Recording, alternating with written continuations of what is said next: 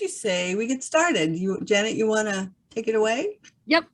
Okay. See, let me pop back here and find my notes, and there we are. Welcome, everyone. My name is Janet Forrest. I'm one of the adult coordinators here at the Nantucket Athenaeum, along with my colleague, Amy Janess. And tonight we have an author talk with Peter Browne. I'm going to introduce him now. He was born on July 4th in 1942 on Nantucket. Peter is the author of several books, including The Bachelor's Bible, a tongue-in-cheek self-help book, I'm on the Computer, a memoir about his real job as a computer industry professional, and the Present Future Trilogy. It's a series about the world 1,000 years after Columbus discovered America, which contends that the issues of today will be the issues of tomorrow, and that outcomes are dependent upon good versus evil and the whims of an indifferent universe. Peter got the idea for his most recent book in 2001 from a poem depicting a life lost to time, titled Oh Nantucket. The social unrest occurring in 2020 reawakened those thoughts of Nantucket and of the social dissonance prevalent during his childhood days.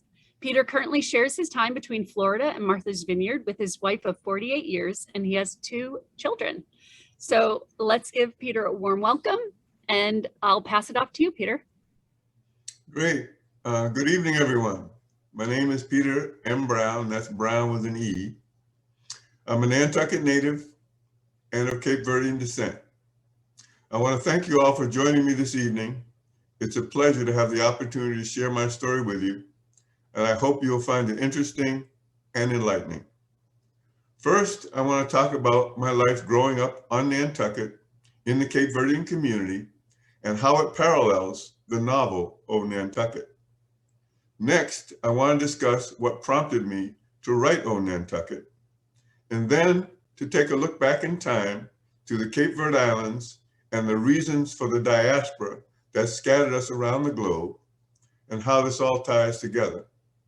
And finally, an opportunity for some questions.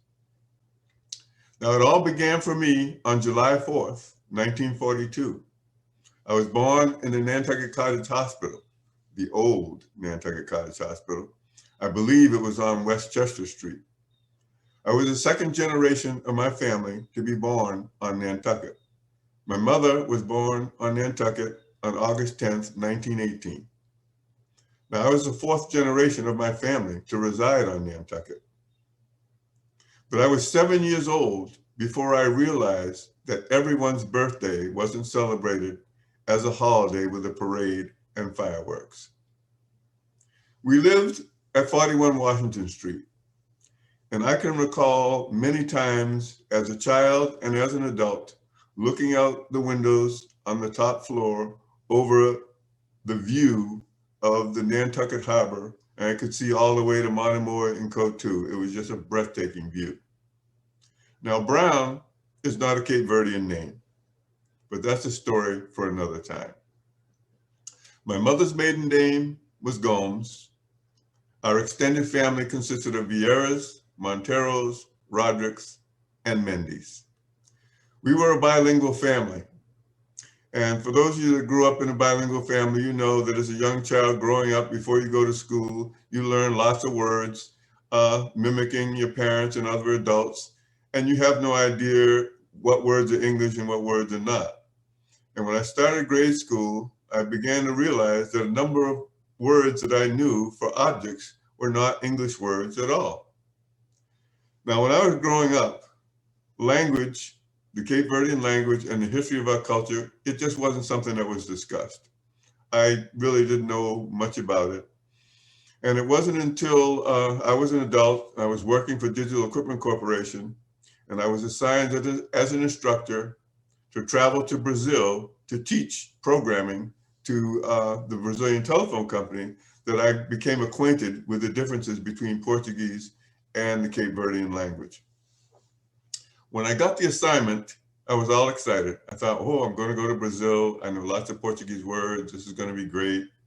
The company hired a tutor, so I was even more ready when I got there.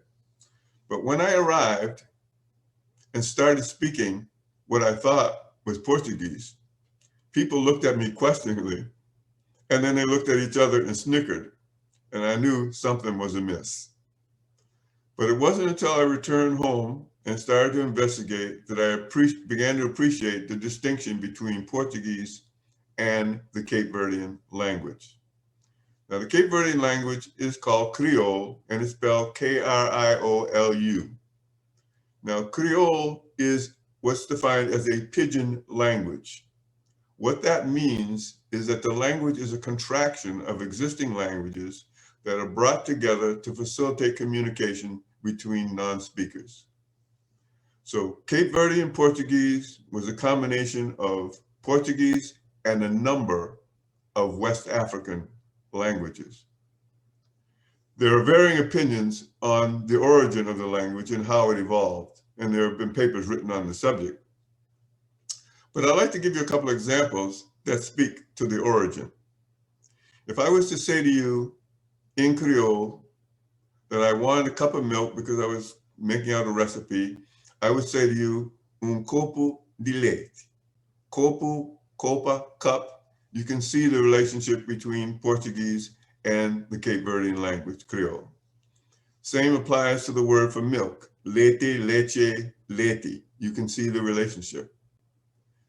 As opposed to, if I said to you that I wanted a cup of tea, I would say xícara de chá. Now, xícara is spelled X-I-K-R-A, with the X having an SH sound. And xícara is an alternative word for cup. And chá is a word for tea, it's spelled X-A. Now, you can clearly see that there's no relationship between those two words and Portuguese. In my day, the language was not codified. It was a spoken language, not written. And it would be well into my adulthood before I would see any words written in Creole. And as I was older, I began to study about the language and the culture, and I began to appreciate the nuance in the way the Cape Verdean language or Creole was spoken in the home. And I wrote a blog about it, and it's on my website, Peter M. Browne, brownewithane.com/blog. But I want to give you a couple examples of what I'm talking about. A very common expression in Creole is ebo qui sabe. Ebo qui sabe means it's you who know. Best is implied. But what it actually means, sarcastically spoken, is someone is questioning your judgment. Do you really know what you're talking about? Another example is badod. Badod means badod means go crazy. But what it really means is you're acting like a fool, or it's an admonishment for doing something stupid. Your parents will say to you, badod. So language, culture, and experience bound our community. And one of the common elements in a bilingual family or community is the half sentence. It's a sentence that's spoken initially in English, then reverts to Creole when it's time for the essential words that must be spoken in Creole because English just does not suffice. Now, there are also shared customs. And one very common one was that of a godchild asking their godparents for their blessing. So when a godchild encountered their godparents, whether at home or on the street, they would say, "Dam benson," which means "give me your blessing." And the godparent would respond, "A ben swab," bless you. Now, there are also shared beliefs and superstitions. And one was that left-handedness was a sign of the devil. Now, I was born left-handed. And one of my aunts took it upon herself as a mission that she was going to convert me to right-handed. And every time I picked up an object with my left hand, she would pass it over to my right hand. And she kept this up, and she was persistent until I adapted. So today, I'm ambidextrous. Like any community, they have their traditions. And one of the most common in the Cape Verdean culture was canta res. Canta res means singing praises.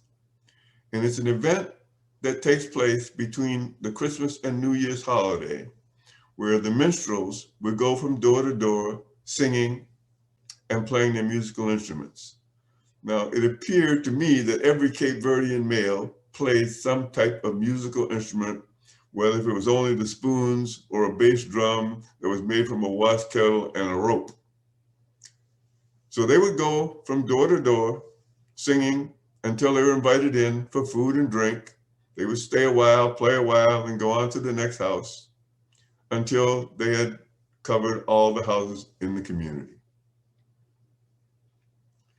There was a sense of community that existed and extended beyond the family. It started with the wave. If you were driving down the street and you passed another Cape Verdean, you always gave the two-finger wave. It was an acknowledgement, we see you, and we know you're one of us.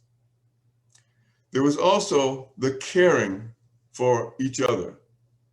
If the circumstances arose where a family needed something because of a health issue or what have you, folks would come over, they would cook your food, they would clean your house, they would take care of the children, whatever was necessary. Clearly the definition of community. Now, Cape Verdeans is said to have a unique look. Though we run the gamut from white as snow to dark as night, it is said that Cape Verdeans were people of color with European features. Now, my great-grandfather, Peter Vieira, for whom I'm named after, was born on the island of Fogue in the Cape Verde Islands, and I was told, though I've never met him, that he was dark as night. By contrast, his wife, Rose Vieira, was born on the Azores, and she was white as snow. Now, how the two of them were able to come together, fall in love, get married, have a family, and live successfully in a racially intolerant time, that information is simply lost to history. Now, my earliest memories are that of being poor but proud. I can remember our family in the constant search for work.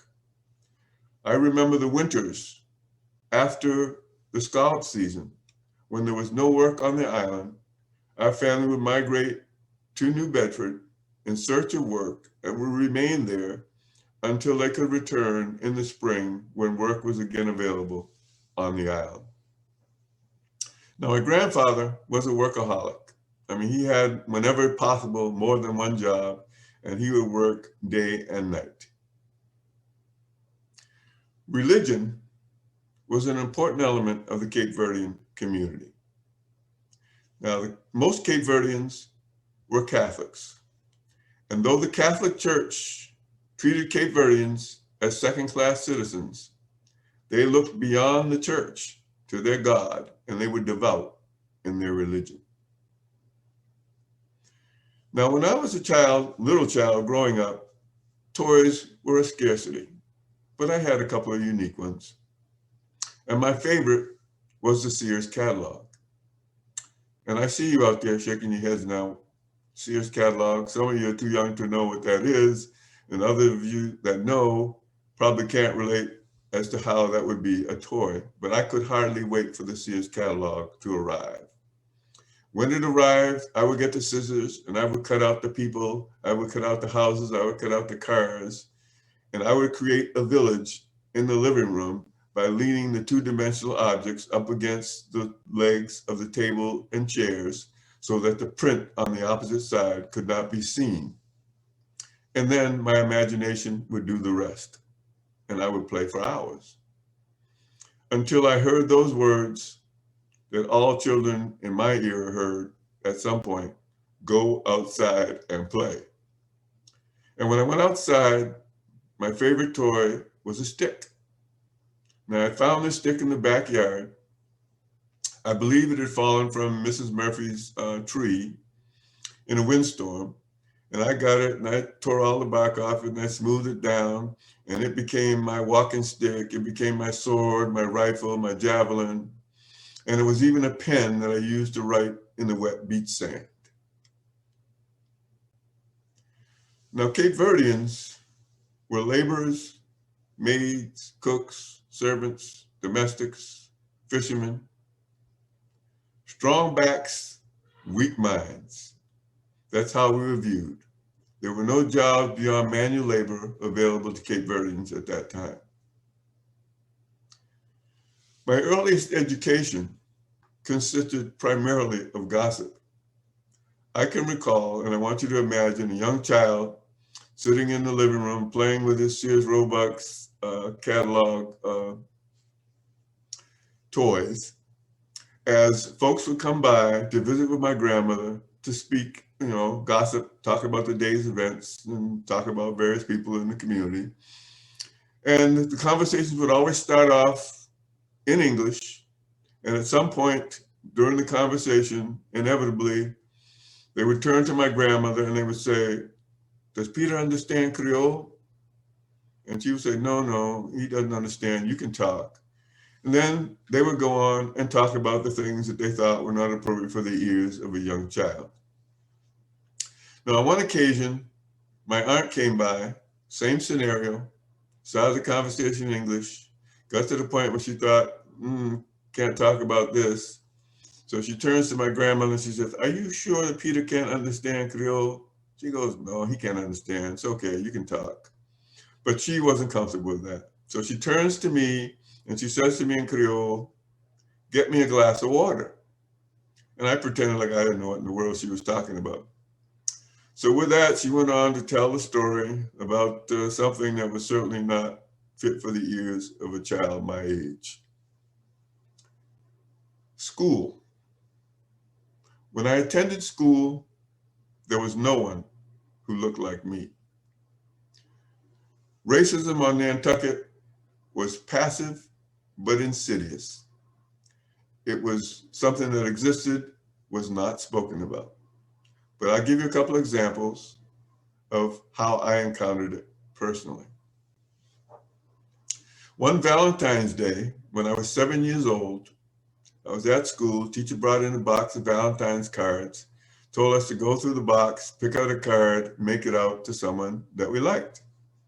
So I went through the box. I found a card that had a person's face with their lips on the crease so that when you open and close it, the lips pucker. I thought that was great. So I took the card and made it out and gave it to a girl in class that I liked. And I thought nothing of it. Days went by. And one day I'm sitting in the kitchen, at the kitchen table, and my uncle comes over, as he did every day, to pay his respects to his parents. Something that was a tradition in our family. I don't know if it was a Cape Verdean tradition, but it was certainly a tradition in our family. But on this particular day, he came over to me, smacked me on the back of my head, and said, "Leave so-and-so alone." I go, "What are you talking about?" He says, "So-and-so's mother said that you were bothering her at school. I want you to leave her alone." "What did you do?" I said, "I didn't do anything. I gave her a Valentine's card because I liked her." "Well, she doesn't like you back, and leave her alone." So that was a painful blow to a young child and something that hung with me for a while. When I was 10 years old, I had a childhood asthma attack. I can remember laying in the bed in the little room that's beside our living room with what felt like a boulder laying on my chest. So my grandmother called the doctor, explained the situation to him, and the doctor said, "Mrs. Gomes, I don't make house calls." Now, in that day, house calls was the protocol. So what he was saying was he didn't make house calls to people of color. So my grandmother swung into action. She went into the kitchen, got a couple of cloves of garlic, wrapped them up in a sock, tied them around my feet, went back in the kitchen, made some type of poultice, I don't know what it was, placed it on my forehead. And when I woke up the next morning, the asthma was gone, and I've never had another asthma attack to this day. Now, I'm sure the pharmaceutical companies will be dying to know what was in that home recipe or that home remedy. Now, I mentioned to you that my grandfather was a workaholic. One of his skills was that of a short order cook. And he saw an opportunity to open a hot dog stand up at the upper end of Washington Street, where he thought, well, that would be a perfect place to intercept the traffic passing by and make some additional money. So he approached the town, asked them for a permit. They told him that that part of Washington Street was zoned residential, so he couldn't have a permit. Now, if you walk around that part of Washington Street today, around the curve where the power plant used to be, you will find that it is anything but residential. So from the police to the priests, Cape Verdeans were treated as second-class citizens. Color was a definer. Now, one day I was sitting in the living room doing my usual thing, and a young couple, they were boy, male and female, twins, came by to visit with my grandmother. Now, they were Cape Verdean, but they were white. But because they were known as Cape Verdeans in the community, they were treated with the same discrimination as any other Cape Verdeans. And they told my grandmother that they were leaving Nantucket and they would never be returning because there were no opportunities for them on Nantucket, and that they were leaving to seek a better life. Now, as a young child, I thought this was odd, that they would want to leave their family and their community to go to a strange place where they could pass for white just to have a better life. But my grandmother understood full well and supported their decision. They talked for a long time. They laughed, they cried. And when they left, we never ever saw them again. In addition to the discrimination, I saw the contrast between rich and poor. It was all around me. The yachts, the cars, the houses, the yacht club, the tennis club, the golf clubs, the shops on Main Street with goods that were well beyond the means of any Cape Verdean, and Cape Verdeans were not even welcomed in the stores. And I couldn't understand what my family had done, that they were poor while all these other people were wealthy. In addition to that, I had my own personal struggle going on. I saw my grandfather and my uncles with calloused hands, sweat-filled brows, returning home at the end of the day, their clothes covered with the soil from that day's work. And I said to myself, if I have to do that for a living, I won't survive. So with a child's mind, I started looking around to see what it was that I could possibly do so that I could be wealthy. And I saw the artists on the wharfs painting seagulls and sailboats. I saw them on Main Street painting the cobblestones. I saw them on the side streets painting colorful window boxes and ornate doorways. And I thought, I'll be an artist. I'll make lots of money. And that's just how it'll be. So when no one was looking, grabbed a sheet of paper and a pencil, tried to draw something, and realized I couldn't draw a straight line with a ruler. So art was out, but I remembered cantares. Every single Cape Verdean male played some kind of musical instruments. I never saw them practicing. So playing a musical instrument must be intuitive. I'll play a musical instrument, and that'll be my out. So when no one was looking, grabbed my grandfather's accordion, put it on my knee, unstrapped it, opened it up, and started to mimic what I saw him doing. Well, the sounds were horrific. So I go, well, maybe that's too advanced. Let me start with something simpler. Went and found my uncle's harmonica, tried to play that, same result. That wasn't happening. About that time, the Boys Club opened, and I think it was on Francis Street, if I'm not mistaken. And so I joined the Boys Club. They were playing basketball. I go, sports. I can be a basketball player. I'm tall. That's what I'll do. I'll make lots of money. So I tried to play basketball. And I found that all the kids at the Boys Club had nicknames. There was Short Shot, Mr. Dribbles. And my nickname became Around the Rim, but Never In.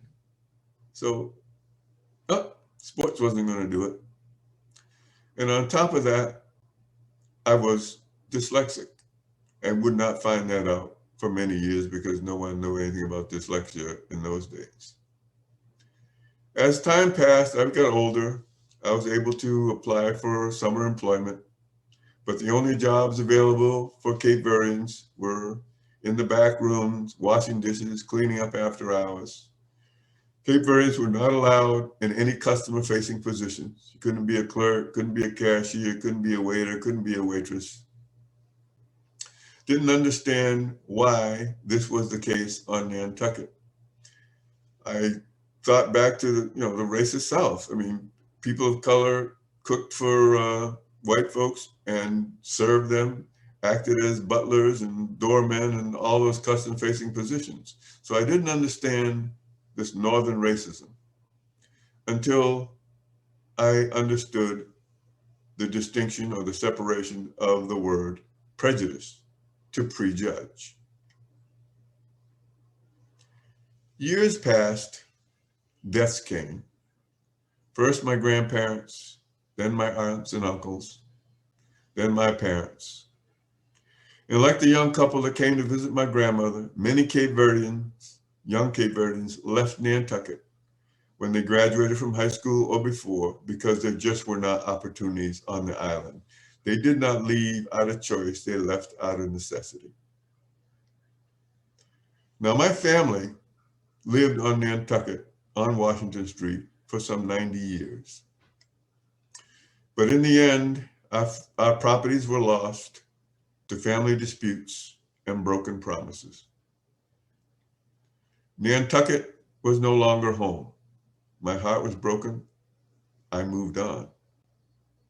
But how does a person with no discernible skills succeed? Luck, perseverance, providence, all the above. Now, my mother was forced to quit school in the 8th grade in order to work and also to help raise her younger siblings.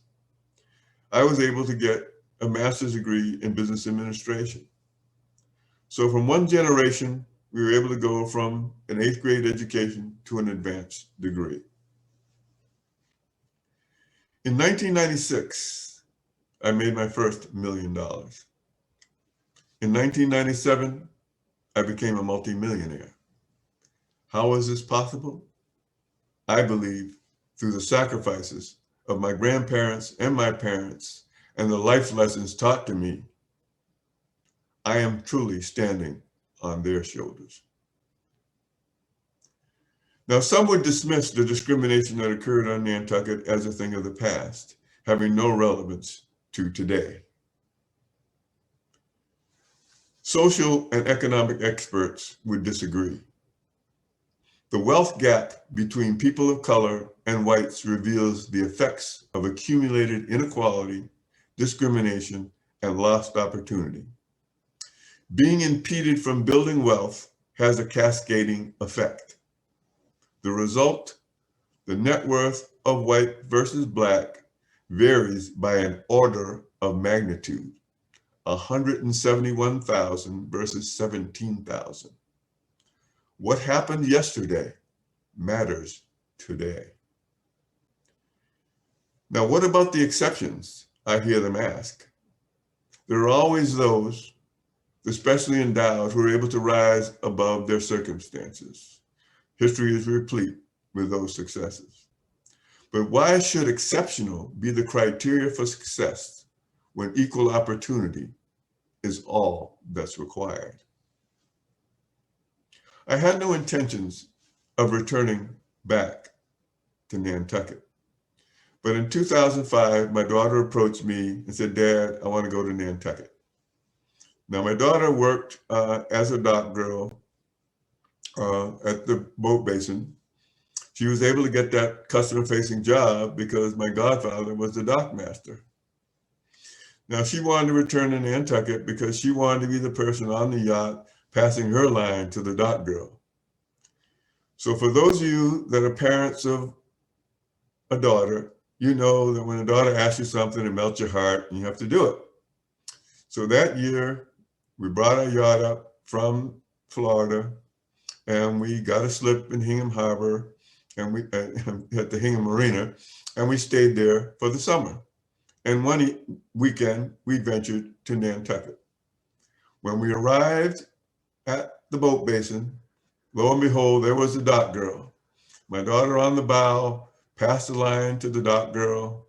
And at that point, she went from dock girl to yacht girl, coming full circle. So we tied up the boat, we headed up Main Street. We didn't get more than 100 yards before we encountered Augie Ramus. We spoke for a time, reminisced about the old days. He talked to us and filled us in about what was going on, his work that he was doing with affordable housing. Now, I knew Augie way back when. He was 18 years old when he arrived in Nantucket, Cape Verdean, penniless, brash, outspoken. He became a thorn in the side of the town of Nantucket. But over time, he would become a successful businessman, a community leader, and a town leader. He had come full circle. Now, I left Nantucket as a poor child and returned on my yacht. I had come full circle. Yet after I left, I felt that something was missing. The Cape Verdean history being told, I felt, was inadequate and inaccurate. Saying in one sentence, they arrived on whaling ships and now held prominent positions in the town diminished their struggles. I wanted the story to be told in a way that examined their lives and projected their humanity. The idea for Oh Nantucket was born. Now, I had written previous books, and my first book met with moderate success. I was featured on the Phil Donahue Show, featured on the Joan Rivers Show, and also People Are Talking in the Boston area. So I knew how to write, and I had written several books subsequent to that. But I didn't know how to approach writing about Nantucket. I couldn't write a documentary because all the detailed facts that took place were lost with the deaths of 3 generations of my family. I couldn't write a biography for the same reason. So I thought, I'll write a historical novel, what I called factualized fiction. This was a story about a couple, a community, and the social conditions surrounding them, confronting the history and examining the causes. For me, this was a remembrance and a labor of love. Now, any author will tell you that once you start writing a novel, the characters take over and they determine where the novel is going to go. In the last chapter, you'll realize who the novel says is the author of Oh Nantucket. And you'll see that the novel ends as it begins. If you then go ahead and reread the front matter with that new perspective, you will see that the author in the novel is not the author on the cover. I want to leave you with a bit of history to contextualize the Cape Verdean story. The experience of my grandfather was the experience of many young Cape Verdean men. He was born in 1896 in Browne in the Cape Verde Islands. Between the 1580s and the 1950s, drought plagued the Cape Verde Islands. And during that period, tens of thousands of Cape Verdeans died from starvation and disease. Those who could fled the islands for Africa, Europe, South America, and the United States. Those who could not sent their eldest children to live with relatives abroad to earn money to send back to their families. Now, my grandfather arrived in New Bedford at the age of 15, not speaking a word of English. His name was Manuel Teixeira. His mother's maiden name was Gomes, but in the confusion with the language, his name got transposed to Manuel Teixeira Gomes. He would find his way to Nantucket. He would meet my grandmother, they would get married, they would have children, and they would do their best to care for them. During all this time, from the day he arrived to the day he died in 1956, he would send food and clothing back to his family in the Cape Verde Islands. But he would never, ever see a member of his family ever again.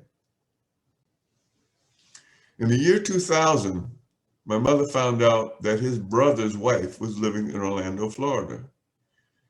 And I was living in Florida, so my mother came down and we went down to meet her. Now, when my grandfather left the Cape Verde Islands, his younger brother was 2 years old. Now, they had both passed. So his brother's wife told us that they had 7 children and 27 grandchildren, our relatives that we had never met. So I wrote a poem that I wanted to dedicate to my grandfather and to all the men like him who sacrificed so much for family. The poem is entitled Minha Tierra Longe, My Faraway Land. They sailed in ships across the sea in search of life, not liberty. Some stayed behind who could not leave, for those our hearts still often grieved. A family once in daily life, now torn apart by miles and strife. We write and send whate'er we can from this new and distant land. Our feelings mixed of our new home, though life is good, we feel alone. Going back's a constant cry, the feeling strong, I can't deny. But life is here, a family new, my wife, my sons, my daughters too. The islands remain within my soul, and perhaps I'll return before I go. But for now, I have the work at hand and will strive to prosper in this land. Thank you for listening.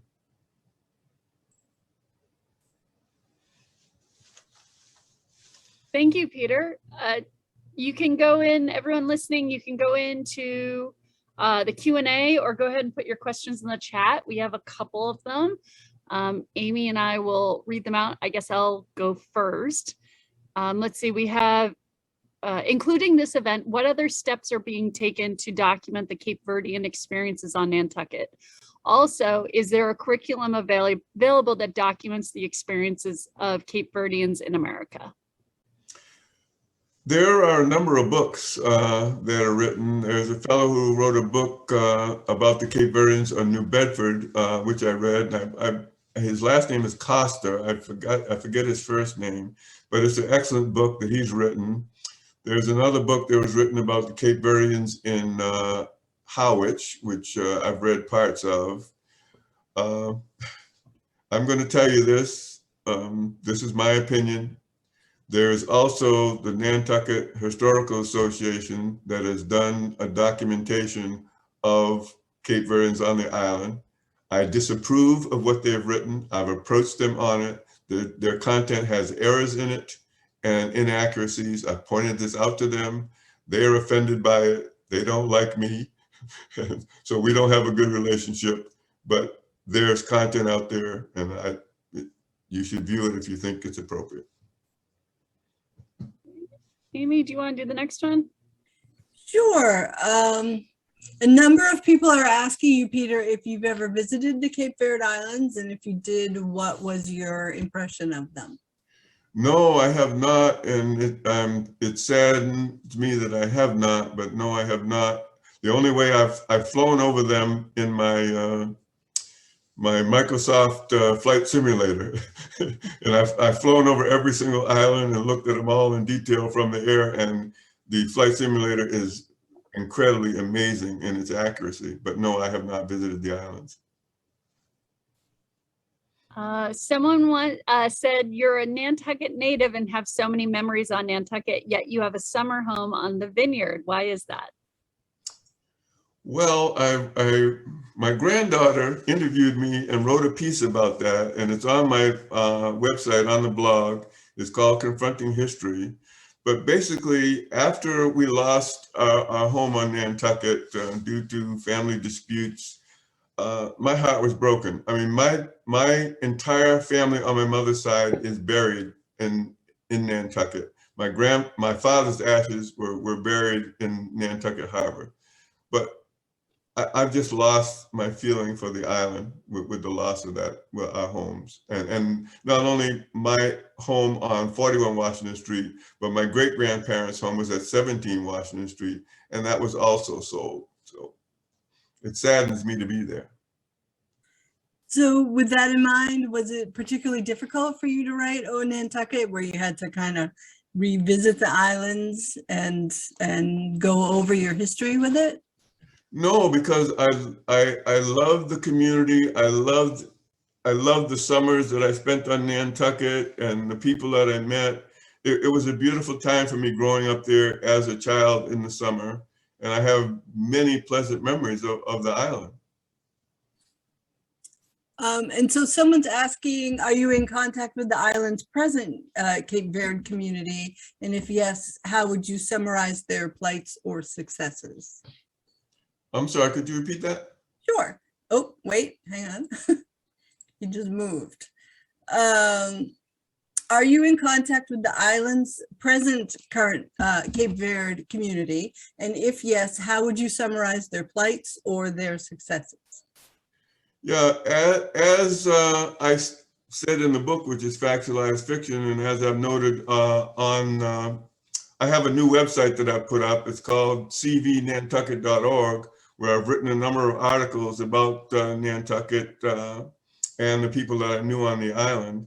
And what my feeling was is that the community that existed does not exist anymore. That was confirmed to me by a video that I watched by Augie Ramus, where he said point blank, he said 35 years ago, the things that made the community do no longer exist. So there are people of Cape Verdean background that are living there, but the community really doesn't exist as a community.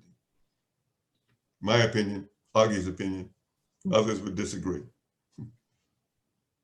Let's see, Scott wants to know, does the vineyard have a similar Cape Verdean history? Well, there are Cape Verdeans on the island here as well. I don't know how many. There are a few. My neighbor's Cape Verdean. And they have a Portuguese American club here. But again, I don't think there's a community the way there was community in the old days where you knew everyone, you waved, you talked, you knew everything about their family, you gossiped about them when they weren't looking. You know, no, those things don't exist anymore. And even in Mr. Costa's book where he wrote about New Bedford, he stated the same thing happened in New Bedford. He says the community there are Cape Verdeans there, but the community no longer exists.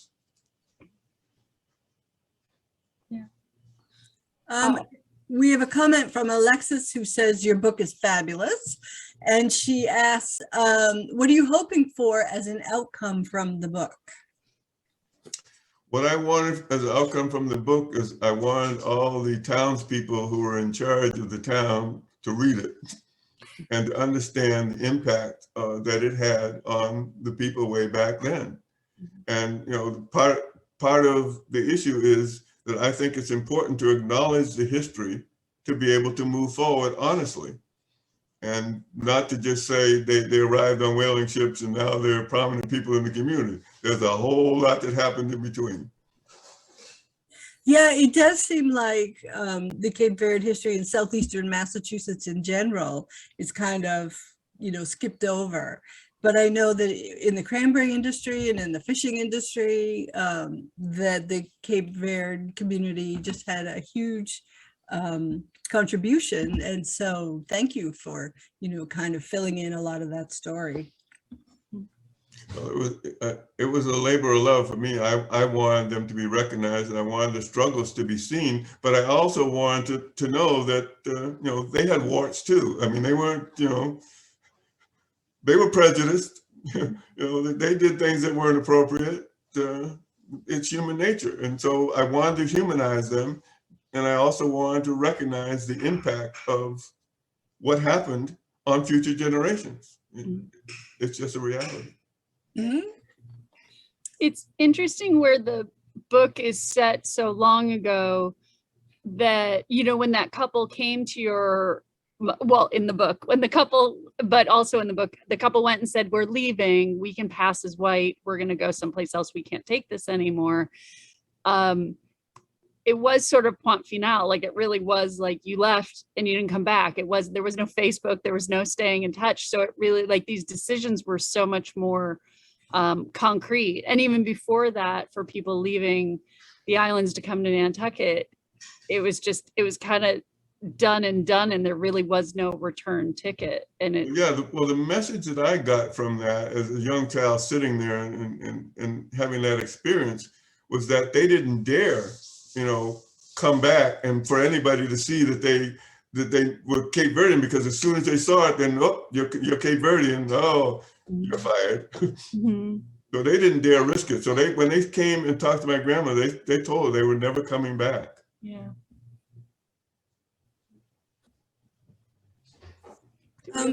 Here's a question, a little bit of a departure. Someone wants to know how you became a millionaire.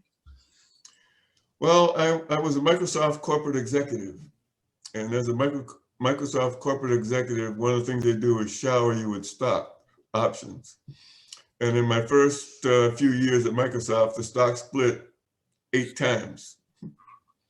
So I was just lucky. See, I'm not skilled, I'm just lucky. I admit it. You're in the right place at the right time. Yeah.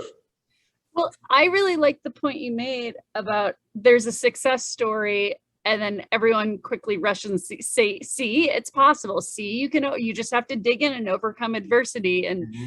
And not everyone can or wants to go and get a master's degree or advanced education and be, work in the corporate world. Sometimes they just want a simple life where they work a full-time job and they buy a house, and that's equally admirable, but not really possible for many people. And I don't know, I just thought that was a very interesting point you made. Yeah, no, that was the point that I was trying to make, is that, you can't just say that somebody became prominent in the island when many, many people were forced to leave. And they literally were forced to leave because they couldn't earn a living. And that is ignored. And it's even ignored. I've had Cape Verdeans on the island tell me that didn't happen. Yeah. Okay, happened to my family, so I know it happened. Another note I made, and I didn't bring the book with me to look, but at one point you mentioned, I think you used the word unskilled labor. And I think that's such an interesting term. And I think now it would become like low wage work or whatever. And I think that's a misnomer, because even everything from like painting to house cleaning, all these jobs that are unskilled or low wage are really skilled labor. Like there is a lot of craft that goes into doing it well. Exactly, very true. Yeah. All right, I'll stop talking. There's more questions. Let's see, we have, I read in the NHA that Cape Verdeans were not allowed to marry inside the church until the 1950s. Do you want to comment on that? Well, that's a fact. The Cape Verdeans were treated as second-class citizens by the priests and by the Catholic Church. And like I said, my grandmother and my aunts, they would sit there in the living room with those rosary beads, and they would be going through those. They were just as religious as they could be, and they weren't paying any attention to the fact that the church wasn't treating them appropriately. They had a communication with their God, and that was what mattered to them.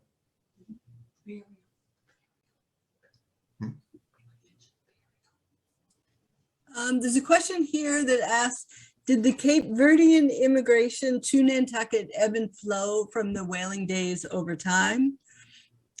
Well, I want to be honest, I'm not an expert on what happened way back when. I know that the fact that my family and extended families didn't come over with the whaling groups. They came over from Howard and New Bedford and places like that. And they picked cranberries and berries and all that stuff in the bogs, but they weren't whalers. And I don't know any of the families that I know of that go back to the whaling families.